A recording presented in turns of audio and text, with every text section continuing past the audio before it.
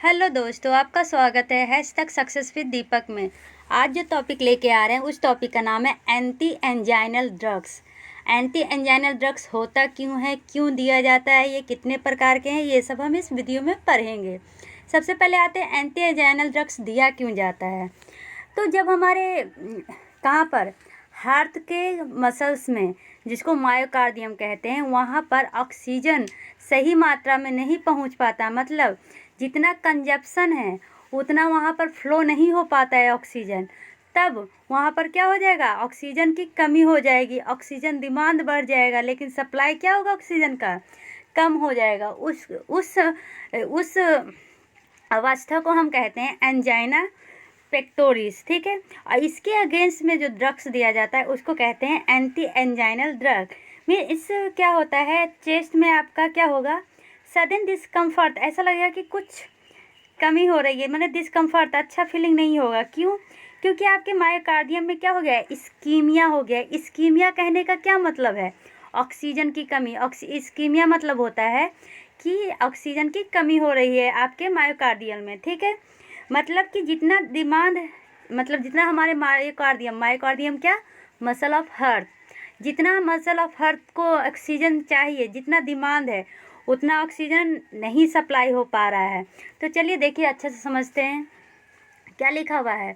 Angina pectoris denote chest pain cause by the accumulation of metabolite resulting from the myocardial ischemia. मतलब क्या हो रहा है कि चेस्ट पेन हो रहा है, क्यों? क्योंकि मेटाबोलाइट एक्यूमुलेट हो रहा है। किस कारण से? तो मायोकार्डियल इस्कीमिया के कारण से। मायोकार्डियल इस्कीमिया पहले से बता दिए हैं, मसल ऑफ हार्ट के मसल में क्या, ऑक्सीजन सप्लाई पूरी मात्रा में नहीं हो पाना, ठीक है। देखिए यहाँ पर एक तराजू की तरफ बना हुआ है, एक तरफ ऑक्सीजन सप्लाई है, एक तरफ ऑक्सीजन डिमांड है। अगर दोनों में बैलेंस बना रहे तो कोई प्रॉब्लम नहीं है, लेकिन अगर दोनों का बैलेंस में क्या हो जाए, इम्बैलेंस हो जाए, मतलब जितना सप्लाई ये डिमांड है उतना अगर ऑक्सीजन का सप्लाई नहीं हुआ, तब जो डिजीज होगा, जो कंडीशन होगा, उस कंडीशन को कहते हैं एंजाइना पेक्टोरिस, ठीक है। ऑक्सीजन सप्लाई कैसे होगा, तो ब्लड फ्लो के द्वारा होगा। हमारा जो कौन सा आर्टरी हमारे हार्ट के मसल्स को ऑक्सीजन प्रोवाइड करवाता है, तो कोरोनरी आर्टरी। तो कोरोनरी आर्टरी में ब्लड फ्लो सही से नहीं हो पाएगा, जिसके कारण ऑक्सीजन क्या होगा, सही से सप्लाई नहीं हो पाएगा। तो ऑक्सीजन डिमांड, मतलब ऑक्सीजन क्या में डिमांड होता है, तो हमारा जो हार्ट पंपिंग करता है, जो हार्ट कॉन्ट्रैक्शन करता है, जो वॉल स्ट्रेस करता है, ये सब में जो ऑक्सीजन का डिमांड हो रहा है उतना हमारा कोरोनरी वेसल्स नहीं पूरा कर पा रहा है। तो इन दोनों में क्या हो जाएगा, इम्बैलेंस हो जाएगा। देखिए प्राइमरी कॉज क्या बता रहा है, imbalance between oxygen requirement of the heart and oxygen supplied to it via coronary vessels. यहाँ तक समझ में आ गया। मतलब जितना हमारे हार्ट मसल्स को चाहिए ऑक्सीजन, क्या के लिए, तो हमारा हार्ट रेट के लिए, कॉन्ट्रैक्टिबिलिटी के लिए, वॉल स्ट्रेस के लिए, उतना हमारे कोरोनरी वेसल के द्वारा ऑक्सीजन सप्लाई नहीं किया जा रहा है। तो उसमें क्या हो जाएगा, एक्यूमुलेशन ऑफ मेटाबोलाइट हो जाएगा, जिसके कारण क्या होगा, चेस्ट पेन होगा, डिस्कम्फर्ट होगा। इस कंडीशन को ही हम क्या कहते हैं, एंजाइना पेक्टोरिस कहते हैं, ठीक है। अब चलते हैं आगे। देखिए ये है इम्बैलेंस, जितना डिमांड है उतना सप्लाई नहीं हो पा रहा है, तो जिसके कारण क्या हो गया, डिमांड ज़्यादा हो गया तो सप्लाई कम हो गया, तो इसके कारण क्या हो रहा है, वहाँ पर ऑक्सीजन की कमी हो जा रहा है। ऑक्सीजन की कमी की कंडीशन को कहते हैं इस्कीमिया। देखिए वही लिखा हुआ है, angina pectoris is a consequences of A myocardial oxygen demand exceeding myocardial oxygen supply.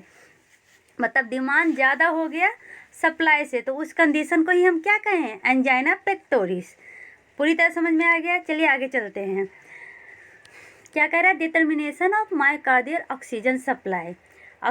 हाँ, वो जो 3 कंडीशन बताए थे ना कि क्या क्या में यूज, ये यहाँ पर क्या क्या में ऑक्सीजन का डिमांड होता है, ये जरूर याद रखिएगा, जैसे हार्ट रेट, कॉन्ट्रैक्टिबिलिटी और वॉल स्ट्रेस, ठीक है। चलिए अब क्या कर रहा है, determination of myocardial oxygen supply. अब ये कैसे सप्लाई को हम डिटरमाइन करेंगे, ये देखते हैं। जैसे कोरोनरी के द्वारा क्या हो रहा है, ये ब्लड फ्लो कर रहा है, तो उसमें हम ये देखेंगे कि कितना ऑक्सीजन डिलीवरी कर रहा है वो ब्लड वेसल्स के द्वारा, उसमें कितना हीमोग्लोबिन है, कितना percentage of oxygen carrying capacity है, ये सब हम देख के हम पता करेंगे कि क्या है, क्या क्या ये क्या क्या हमारे ब्लड में कम हो रहा है। या तो ऑक्सीजन का डिलीवरी कम होगा, या हेमोग्लोबिन कम होगा, या ऑक्सीजन कैरिंग कैपेसिटी कम होगा। ठीक है, तो अभी पहले बताया था ना कि मायोकार्डियल ऑक्सीजन डिमांड क्यों क्यों होता है। तो अभी 3 कंडीशन बताया था, वही कंडीशन है। देखिए, एक तो हार्ट रेट में, एक कॉन्ट्रैक्टिबिलिटी में, एक वॉल स्ट्रेस में। ये बहुत ज़रूरी है। सप्लाई किसके द्वारा होता है, तो कोरोनरी वेसल के द्वारा। लेकिन ऑक्सीजन का डिमांड क्या क्या में होता है, तो हार्ट रेट में, कंट्रैक्टिबिलिटी में और वॉल स्ट्रेस में। ठीक है, वॉल स्ट्रेस जो कंट्रैक्शन करता है, तो वॉल में जो स्ट्रेस होता है तो उसको ऑक्सीजन तो चाहिए ना। हार्ट रेट तो आपको पता ही है, कॉन्ट्रैक्टिबिलिटी भी आपको पता है। ये तीनों में मायोकार्डियल ऑक्सीजन डिमांड बढ़ जाता है। टाइप ऑफ एंजाइना, मेनली हम कितने टाइप ऑफ एंजाइना को जानते हैं, 3 टाइप होता है एंजाइना का। ठीक है, तो एक होता है स्टेबल एंजाइना, दूसरा होता है अनस्टेबल एंजाइना, और तीसरा होता है वैसोस्पास्टिक एंजाइना। ठीक है, तो स्टेबल एंजाइना किसको कहते हैं, तो जब हम एक्सरसाइज करते हैं या क्या कोई वर्क करते हैं जिसमें प्रेशर लगता हो, तो उसके कारण जो चेस्ट पेन होता है, क्योंकि हम जब एक्सरसाइज करते हैं या कोई ये एक प्रेशर वाला काम करते हैं, तो उसमें क्या होता है, ज़्यादा ऑक्सीजन डिमांड होता है। क्यों, हमारा हार्टबीट बढ़ जाता है, तो उसमें ऑक्सीजन का डिमांड बढ़ जाता है, और उस समय वहाँ पे ज़्यादा ऑक्सीजन नहीं, ब्लड फ्लो नहीं हो पाता, जिसके कारण ऑक्सीजन नहीं मिल पाता है, तो क्या होता है, चेस्ट पेन होता है। तक जो ये स्टेबल एंजाइना है, उसका दूसरा नाम क्या है, क्लासिक एंजाइना या इफोर्थ एंजाइना।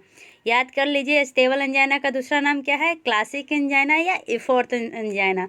इफोर्थ से ही, नाम से ही पता चल रहा है कि प्रेशर ये सब के कारण होता है। ठीक है, तो ये होता क्यों है, और भी कारण जानते हैं। जो ऑक्सीजन सप्लाई हो रहा है वो कम हो गया है, क्यों हुआ है, तो ड्यू टू अल्थेरोस्क्लेरोसिस, मतलब ब्लड वेसल्स में क्या हो गया है, जहाँ तहाँ लिपिड का एक्युमुलेशन हो गया है, जिसके कारण ऑब्स्ट्रक्शन हो रहा है, ब्लड फ्लो सही से नहीं हो रहा है। या ड्यूरिंग एक्सरसाइज ऑक्सीजन का डिमांड क्या होता है, बढ़ जाता है, लेकिन ये जो ऑब्स्ट्रक्शन है इसके कारण वहाँ पर अच्छा से ब्लड फ्लो नहीं हो पाता है, तो क्या हो जाता है, वहाँ पर ऑक्सीजन की डिमांड बढ़ जाता है, सप्लाई कम हो जाता है, तो इसके कारण चेस्ट पेन होता है। इसको कहते हैं हम स्टेबल एंजाइना।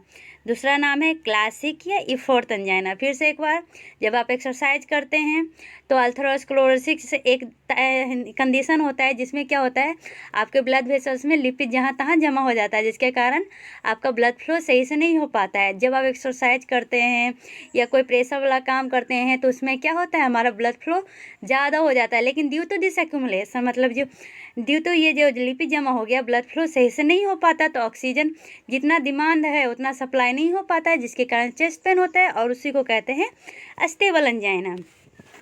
ठीक है, दूसरा है अनस्टेबल एंजाइना। तो अनस्टेबल एंजाइना का दूसरा नाम क्या है, प्री इन्फ्रैक्शन या क्रिस्केंडो एंजाइना। अब ये क्यों कहा गया, तो देखिए, there is either severe obstruction of blood vessels और थ्रोम्बोसिस और haemorrhage causes increase plaque cause severe obstruction. इसमें क्या होता है, स्टेबल एंजाइना में हल्का फुल्का क्या होता है, ये ऑब्स्ट्रक्शन होता है अल्थेरोस्क्लेरोसिस के कारण, लेकिन इसमें क्या होता है, थ्रोम्बोसिस, हेमरेज या ब्लड वेसल में क्या होता है, सीवियर ऑब्स्ट्रक्शन होता है, थोड़ा मोड़ा नहीं, बहुत ज़्यादा। तो जो स्टेबल एंजाइना है वो जब आप काम करेंगे तभी दर्द होगा चेस्ट पेन में, लेकिन जो अनस्टेबल एंजाइना है जब आप रेस्ट में हैं तो भी पेन करेगा। क्यों, क्योंकि इसमें सीवियर ऑब्स्ट्रक्शन हो रहा है, उसमें सीवियर ऑब्स्ट्रक्शन नहीं हो रहा है, उसमें है कि आप जब काम करेंगे आपका बीपी हाई हो, मैंने ब्लड फ्लो हाई होगा, हार्ट रेट हाई होगा, तभी होगा, किसमें, स्टेबल एंजाइना में। तो डिफ्रेंशिएट ऐसे कर सकते हैं कि स्टेबल एंजाइना क्या है, कोई काम करने पे ही होता है, मतलब एफर्ट वाला काम करने पे होता है, लेकिन जो अनस्टेबल एंजाइना है वो आप जब इवन आप जब रेस्ट में रहते हैं तो भी आपका पेन करता है। उसमें क्या होता है, अल्थेरोस्क्लेरोसिस होता है, सीवियर ऑब्स्ट्रक्शन नहीं होता है, किसमें, स्टेबल में। अनस्टेबल में क्या होता है, सीवियर ऑब्स्ट्रक्शन होता है, थ्रोम्बोसिस होता है, हेमरेज होता है, जिसके कारण प्लेक्यू ज़्यादा हो जाता है। तो आप आशा है आपको ये दोनों में समझ में आ गया होगा। अब है वैसोस्पास्टिक एंजाइना। वैसोस्पास्टिक एंजाइना क्या है, अब तीसरा क्या है, वैसोस्पास्टिक एंजाइना। इसका दूसरा नाम है प्रिंजमेंटल या वेरिएंट एंजाइना। इसमें कुछ नहीं होता है, क्या हो जाता है, जो कोरोनरी ब्लड वेसल है उसमें क्या हो जाएगा, वैसोस्पाज्म हो जाएगा। ठीक है, चलिए अब आगे बढ़ते हैं। क्या तो है एंटी एंजाइनल एजेंट। अब इसके अगेंस्ट में, मतलब जो ऑक्सीजन अगर सप्लाई कम हो जाएगा उसके अगेंस्ट में हम क्या देते हैं, एंटी एंजाइनल ड्रग करते हैं। ये क्या करता है, help in relieving the myocardial ischemia. ये जो हमारे मसल्स में, हार्ट के मसल्स में ऑक्सीजन की कमी हो गई है, उसको ये क्या करता है, ये ड्रग्स लेने के बाद हमें क्या होगा, रिलीफ होगा। ठीक है, तो इससे पहले ये पीपीटी से पहले मैं कुछ बताती हूँ। इसमें हम 2 टाइप का ड्रग्स लेते हैं। ठीक है, एक लेते हैं वैसोडाइलेटर। जो हमारा वेसल्स है वो जो क्या हो गया है, एक्यूमुलेशन या थ्रोम्बोसिस के कारण वो क्या हो गया है, नैरो हो गया है, उसको क्या कर देगा, डायलेट कर देगा, जिसके कारण ब्लड वेसल्स क्या हो, ब्लड क्या हो, सही से फ्लो हो। और दूसरा कार्डिक डिप्रेशन। क्या बोला कि जो एंटी एंजाइनल ड्रग है इसमें हम 2 तरह के ड्रग्स लेते हैं, एक तो वैसोडाइलेटर, एक कार्डिक डिप्रेशन। ठीक है, वैसोडाइलेटर जो ब्लड वेसल्स को क्या कर दे, रिलैक्स कर दे, जिसके कारण ज़्यादा ब्लड फ्लो हो सके, और एक कार्डिक डिप्रेशन लेते हैं। तो जो वैसोडाइलेटर होता है, वो जो मेन वैसोडाइलेटर होता है उसका नाम है नाइट्रेट। कौन सा, नाइट्रेट। और जो मेन कार्डिक डिप्रेशन होता है उसका नाम है बीटा ब्लॉकर्स। ठीक है, जो वैसोडाइलेटर में जो मेन ड्रग्स है जो लेते हैं वो है नाइट्रेट। ठीक है, और जो कार्डिक डिप्रेशन में पहला ड्रग्स लेते हैं उसका नाम है बीटा ब्लॉकर्स। और जो दोनों को करे, मतलब जो ये वैसोडाइलेटर की तरह भी काम करे और कार्डिक डिप्रेशन की तरह भी काम करे, उस ड्रग्स का नाम है कैल्शियम चैनल ब्लॉकर। मतलब हम मेनली इसमें 3 तरह का ड्रग्स यूज करते हैं, एक तो नाइट्रेट, बीटा ब्लॉकर और कैल्शियम चैनल ब्लॉकर। फिर से याद कीजिए। ठीक है, वैसोडाइलेटर की तरह जो लेते हैं वो नाइट्रेट, मेनली ये वैसोडाइलेटर ही यूज होता है। फिर जो कार्डिक डिप्रेशन की तरह लेते हैं उसका नाम है बीटा ब्लॉकर, और जिसमें दोनों प्रॉपर्टी हो, वैसोडाइलेटर का भी और कार्डिक डिप्रेशन का भी, वो है कैल्शियम चैनल ब्लॉकर। तो हम यहाँ पे मेनली क्या लिए हैं, 3 तरह का लिए हैं, calcium channel blocker, beta blocker और नाइट्रेट। पहले मैं समरी दे रही हूँ, उसके बाद पीपीटी से चलेंगे। अब क्या है नाइट्रेट का, तो नाइट्रेट का मोआ मतलब क्या होता है, मैकेनिज्म ऑफ एक्शन क्या होता है। तो ये नाइट्रेट क्या करता है, act on smooth muscle of the blood vessels. मतलब ये कहाँ पे एक्ट करता है, तो स्मूथ मसल पे, ब्लड वेसल्स के स्मूथ मसल पे, वहाँ उसको क्या करता है, रिलैक्स करता है। तो कैसे करता है, जैसे कि हम ये ड्रग्स लिए, जैसे ये ड्रग्स इंटर किया, ये क्या हो जाएगा, NO नाइट्रिक ऑक्साइड में कन्वर्ट हो जाएगा, जिसके कारण क्या हो जाएगा, ग्लूनाइल साइकिल क्या हो जाएगा, इंक्रीज हो जाएगा। इसके इंक्रीज होने से क्या हो जाएगा, CGMP क्या हो जाएगा, इंक्रीज हो जाएगा, जिसके कारण क्या इंक्रीज हो जाएगा, डीफॉस्फोराइजेशन ऑफ MLCK। अब MLCK क्या होगा, तो देख MLCK का फुल फॉर्म फिर से बताती हूँ। ठीक है, सबसे पहले क्या होता है, जब नाइट्रेट इंटर करता है हमारे ब्लड में तो क्या करेगा, नाइट्रिक ऑक्साइड को जनरेट करेगा, जिसके कारण क्या होता है, हमारे ब्लड में ग्वानोसिन साइक्लेज बढ़ जाएगा, जिसके कारण हमारा साइक्लिक ग्वानोसिन मोनोफॉस्फेट क्या होता है, बढ़ जाता है, जिसके कारण क्या होता है, जो मायोसिन लाइट चेन काइनेज होता है ना, उसका डिफोरलाइजेशन स्टार्ट हो जाता है, जिसके कारण क्या होता है, पेरिफेरल पूलिंग होता है। पेरिफेरल पूलिंग होने के कारण क्या होता है, हमारे शरीर में प्रीलोड कम हो जाता है, और प्रीलोड कम हो जाने के कारण पंपिंग कम हो जाएगा, ऑक्सीजन का डिमांड कम हो जाएगा, जिसके कारण हमें क्या होगा, इसकी रिलीफ फ्रॉम इस्कीमिया, मतलब ऑक्सीजन जो हमारे मसल को चाहिए उससे उसकी कमी भरपूर हो जाएगी। नहीं समझे, देखें ये जो क्या बताया उस स्टार्टिंग छोड़ दीजिए, क्या क्या होगा कि प्रीलोड कम हो जाने के कारण पंपिंग कम होगा। पंपिंग कम होने के कारण क्या होता है, इन डायस्टोलिक का साइज क्या हो जाता है, कम जाता है, जिसके कारण ऑक्सीजन का डिमांड क्या होगा, कम हो जाएगा। ऑक्सीजन का डिमांड कब बढ़ा, जब पंपिंग ज़्यादा हुआ। तो अब ये क्या करेगा, पंपिंग को ही कम कर देगा, कौन, नाइट्रेट। तो ऑक्सीजन का डिमांड कम जाएगा, जिसके कारण हमारे जो मायोकार्डियल में जो ऑक्सीजन चाहिए उसका डिमांड कम हो जाएगा। तो नेचुरली है कि क्या होगा, रिलीफ हो जाएगा, क्या से, इस्कीमिया, चेस्ट पेन से। तो नाइट्रेट इस तरह काम करता है। ठीक है, तो वैसोडाइलेटर का मेन काम क्या है, प्रीलोड को कम करना। प्रीलोड को कम करेंगे तो इन डायस्टोलिक साइज कम हो जाएगा, इन डायस्टोलिक साइज कम हो जाएगा तो पंपिंग कम हो जाएगा, जिसके कारण ये क्या होगा, इस्कीमिया से रिलीफ मिलेगा। ठीक है, तो वही कह रहा है कि ये वैसोडाइलेटर का मेन क्या काम है, प्रीलोड को कम करना। अब क्या आ रहा है इसका क्लासिफिकेशन, ये कितने तरह के होते हैं। तो ये मेनली 2 तरह के होते हैं, लॉन्ग एक्टिंग और शॉर्ट एक्टिंग। ठीक है, जो शॉर्ट एक्टिंग होता है ना वो मेनली होता है जीटीएन और आइसोसोर्बाइड डाइनाइट्रेट। ये दोनों कैसे हम लेते हैं, तो सब लिंगुअल मतलब कि टंग के नीचे लेते हैं।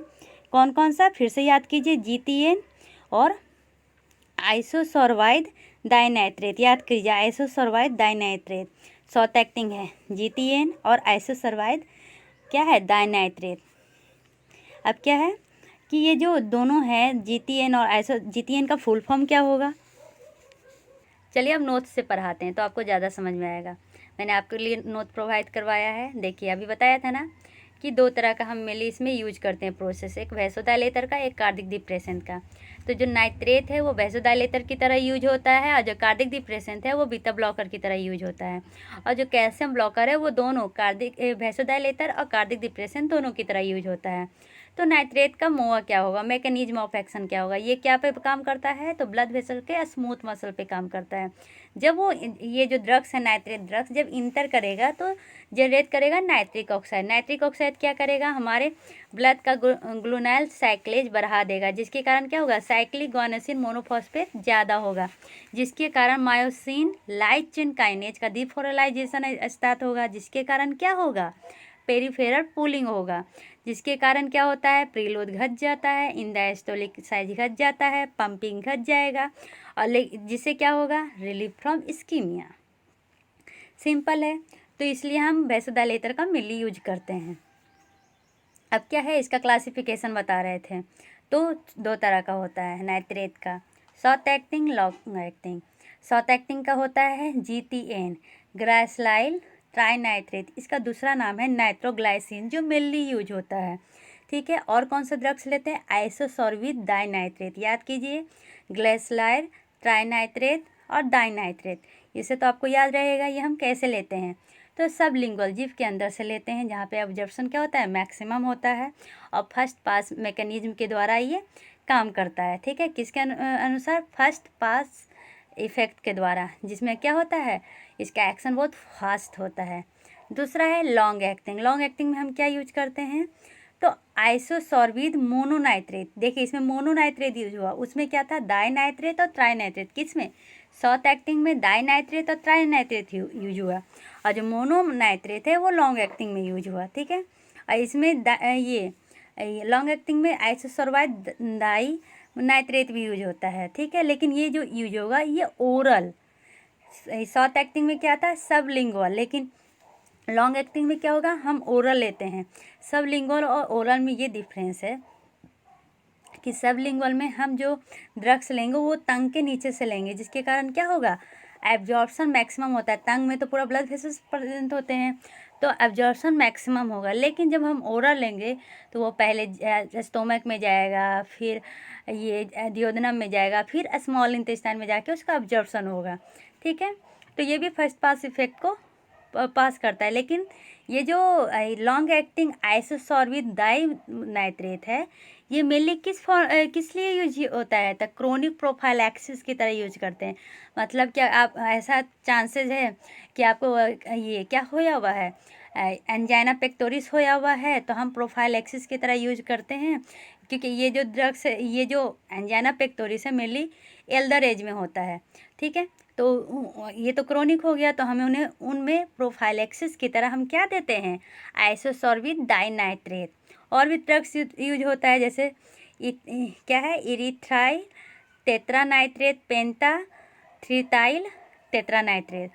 ठीक है, इतना यूज करते हैं। फिर से आइसोसोर्बिड मोनोनाइट्रेट, आइसोसोर्बिड डाइनाइट्रेट, इरिथ्राइटाइल टेट्रानाइट्रेट, पेंटाथ्रिटाइल टेट्रानाइट्रेट, इतना यूज करते हैं। ठीक है, तो अब इसका यूजेस कौन कौन से ड्रग्स में होता है, एक तो एंजाइना पेक्टोरिस जो मेन है, दूसरा एक्यूट कोरोनरी सिंड्रोम।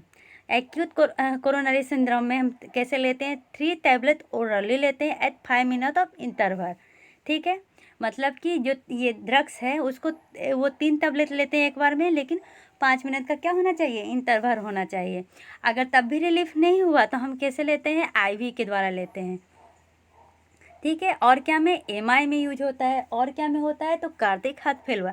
मेनली मतलब कि ये जो नाइट्रेट है वो मेनली हमारे हार्ट से रिलेटेड है। जैसे एंजाइना पेक्टोरिस, मायोकार्डियल में क्या होता है, इस्कीमिया हो जाता है। एक्यूट कोरोनरी सिंड्रोम, हमारे ब्लड वेसल्स में क्या, कोरोनरी ब्लड वेसल्स में क्या हो जाएगा, डिजीज हो जाएगा। मायोकार्डियल इन्फ्लेक्शन हार्ट से रिलेटेड है।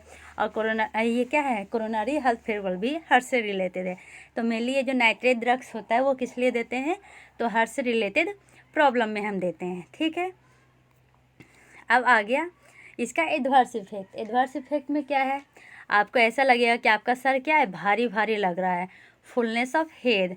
कभी कभी क्या लगेगा, आपका हेडक, थ्रोम्बिक हेडक, ऐसा लगेगा कि आपके सर में क्या हो रहा है, ये छुरी भोंका जा रहा है, ऐसे टक टक वाले दर्द करेंगे। या जब फ्लशिंग, फ्लशिंग में क्या होता है, जब आप लाइट में देखते हैं ना तो आपका आँख एकाएक बंद हो जाता है, दीजिए चक्कर आएगा, स्वेटिंग आएगा, पल्पेशन मतलब हार्ट बीट ज़्यादा होगा। तो ये सब क्या होता है, ये एडवर्स इफेक्ट होता है नाइट्रेट लेने पे। अब दूसरा क्या लेंगे, बीटा ब्लॉकर लेंगे। बीटा ब्लॉकर में कौन सा, तो सेलेक्टिव बीटा ब्लॉकर भी लेंगे और नॉन सेलेक्टिव भी। तो प्रोपेनॉल, एथिनॉल और मेटाप्रोलॉल मेनली यूज होता है। कौन कौन सा, प्रोपेनॉल, एथिनोलॉल और मेटाप्रोलॉल, इतना यूज होता है। ये जो एथिनोलॉल है और जो मेटाप्रोलॉल है ये सेलेक्टिव बीटा ब्लॉकर है।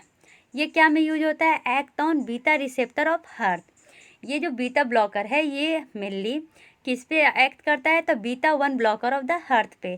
ठीक है। अब ये जब एक्ट करेगा तो हमारे हार्ट रेट क्या हो जाते हैं, घट जाता है, कॉन्ट्रैक्टिबिलिटी क्या हो जाता है, घट जाता है, जिसके कारण हम ऑक्सीजन डिमांड क्या हो जाता है, घट जाता है, जिसके कारण जब हम एक्सरसाइज भी करते हैं ना तो ज़्यादा तो कॉन्ट्रैक्ट नहीं होता, ज़्यादा हार्ट रेट नहीं बढ़ता है, जिसके कारण क्या होता है, हमें इस डिजीज से रिलीफ मिलता है। ठीक है, समझ गए। अब तीसरा आ गया कैल्शियम चैनल ब्लॉकर, जिसमें क्या होता है, नाइट्रेट भी होते हैं और क्या होता है, वैसोडाइलेटर भी होता है। ठीक है। इसमें हम जो मेनली ड्रग्स यूज करते हैं वो है फिनाइल अल्कामाइन, बेंजोथियाजिपाइन और डाइहाइड्रोपाइरिडीन। ठीक है, फिर से याद करते हैं, फिनाइल अल्काइलामाइन, बेंजोथियाजिपाइन और डाइहाइड्रोपाइरिडीन। ठीक है। अब ये तीनों मेनली ग्रुप का ड्रग्स हम लेते हैं। तो जो फिनाइल अल्काइलामाइन है उसका जो ड्रग्स लेते हैं उसका नाम है वीरापामिल। कौन सा, वीरापामिल। बेंजोथियाजिपाइन का जो ड्रग्स लेते हैं उसका नाम है दिलथियाजेम। क्या, दिलथियाजेम। और डाइहाइड्रोपाइरिडीन का जो लेते हैं उसका नाम है नाइफिडिपाइन अमाइलोडिपाइन। ठीक है, फिर से फिनाइल अल्काइलामाइन का जो ड्रग्स लेते हैं उसका नाम है वीरापामिल। बेंजोथियाजिपाइन का जो ड्रग्स लेते हैं उसका नाम है दिलथियाजेम। और जो डाइहाइड्रोपाइरिडीन का ड्रग्स लेते हैं उसका नाम है नाइफिडिपाइन और अमाइलोडिपाइन। ठीक है। अब जो ये वीरापामिल, ये जो ड्रग्स के साइड इफ़ेक्ट ये सब लिखे हुए हैं ना, ये बहुत ही ज़्यादा इंपॉर्टेंट है। वीरापामिल का क्या साइड इफ़ेक्ट है, नौसिया, कॉन्स्टिपेशन, ब्रैडिकार्डिया। ठीक है। अब क्या कह रहा है, जो वीरापामिल और दिलथियाजेम है ये दोनों क्या की तरह काम करता है, तो कार्डिक डिप्रेशन की तरह काम करता है। था ना कि कैल्शियम ब्लॉकर दोनों तरह का काम करता है, एक कार्डिक डिप्रेशन की तरह भी और दूसरा ये वैसोडाइलेटर की तरह भी। तो जो वीरापामिल और दिलथियाजेम है वो कैसा काम करेगा, कार्डिक डिप्रेशन की तरह काम करेगा। इसका मतलब है कि वो कॉन्ट्रैक्शन को घटाएगा, एस नोट को घटाएगा, ए भी नोट को, कंडक्शन को घटाएगा। ठीक है। अब आ गया नाइफिडिपाइन और अमाइलोडिपाइन। ये कैसे काम करेगा, जो पाइन वाला है ये वैसोडाइलेटर की तरह काम करेगा, मतलब ये स्मूथ मसल पे एक्ट करेगा, जिसके कारण क्या होता है, ये इन बीच it act on the voltage gated channel calcium channel. मतलब ये क्या करेगा, स्मूथ मसल पे, वैसोडाइलेटर का मेन काम क्या था, ब्लड वेसल्स के स्मूथ मसल पे काम करना। तो ये जो कैल्शियम ब्लॉकर है वो भी क्या करेगा, स्मूथ मसल पे काम करेगा, और क्या करता है, स्मूथ मसल के किस पे, तो वोल्टेज गेटेड कैल्शियम चैनल पे एक्ट करेगा, जिसके कारण आफ्टर लोड घटेगा और क्या होगा, पेरिफेरल रेजिस्टेंस घटेगा और बीपी घटेगा। इसमें प्रीलोड क्यों नहीं, प्रीलोड याद है सिर्फ नाइट्रेट के लिए था, इसमें क्या है, दोनों मिक्सअप है हल्का हल्का, और ये कैल्शियम चैनल है ना कि नाइट्रेट है। ठीक है, इसलिए ये आफ्टर लोड पे काम करता है, और जो नाइट्रेट था वो प्रीलोड पे काम करता था। ठीक है, और नाइट्रेट क्या था, प्रीलोड पे काम करता था और वो पंपिंग को डिक्रीज करता था, ऑक्सीजन डिमांड को डिक्रीज करता था। लेकिन ये जो कैल्शियम चैनल ब्लॉकर है ये आफ्टर लोड को डिक्रीज करता है और जो रेजिस्टेंस होता है उसको डिक्रीज करता है और ब्लड प्रेशर को डिक्रीज करता है। ठीक है, इतना तो समझ में आ गया। अब चलते हैं इसके साइड इफ़ेक्ट। ठीक है, तो जो अमाइलोडिपाइन है इसका मेन साइड इफ़ेक्ट है टैकीकार्डिया, एंकल इदेमा, हेडेक, एंकल इदेमा और हेडेक। ठीक है, और दोनों का जो साइड इफ़ेक्ट है वो है जिंजीवियल हाइपरप्लेसिया। ये याद रखिएगा कि डायहाइड्रोपायरिडीन का साइड इफ़ेक्ट क्या है, जिंजीवियल हाइपरप्लेसिया। मतलब कि अगर जिसको जिंजीवियल हाइपरप्लेसिया हो जा रहेगा उसको हम ये ड्रग्स नहीं देंगे। कौन सा, डायहाइड्रोपायरिडीन, मतलब नाइफिडिपाइन और अमाइलोडिपाइन हम नहीं देंगे। कौन सा नहीं देंगे, नाइफिडिपाइन और अमाइलोडिपाइन, याद रखिएगा। ठीक है, और जो ये बिरापामिल है एक और इम्पॉर्टेंट है, जो बिरापामिल है उसको वो कॉन्ट्राडिक्टेड रहता है किस में, तो जिस पेशेंट को 2 डिग्री या 3 डिग्री क्या हो, एवी नोडल ब्लॉक हो या CHF का क्या हो, बीमारी हो, हार्ट डिजीज हो, तो उसमें हम बिरापामिल नहीं देंगे। ठीक है।